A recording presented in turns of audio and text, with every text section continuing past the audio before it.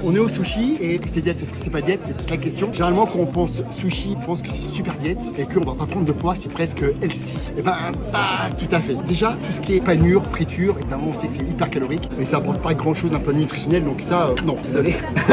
Les sushis. Alors les sushis c'est intéressant. C'est bon, c'est quoi? C'est du riz et du poisson. Sauf que le riz à sushi c'est quoi? C'est du riz, du sucre, peu de personnes le savent, et un vinaigre de riz. Donc c'est quand même assez dense en termes de calories, même si c'est que des glucides. Saumon, pourquoi pas, c'est riche en oméga 3, c'est un poisson gras, mais finalement un petit sushi comme ça représente à peu près 60-70 calories. C'est pas si diète que ça en réalité. Surtout si on mange les deux là, il y a peut-être 1200 calories. Tu te rends pas compte? C'est déjà beau. Ensuite, un sauté. Le problème de ça, c'est que ça a l'air sain. Il y a de la viande, des pâtes, des oignons, peut-être des légumes. Le problème, c'est que c'est frit dans l'huile. Et quand on sait que 10 grammes d'huile, c'est 90 calories, il y a peut-être 20 ou 30 grammes d'huile. Donc juste en huile, il y a peut-être 200-300 calories. C'est énorme. Ensuite, riz. C'est du riz japonais, donc il y a aussi un peu de sucre.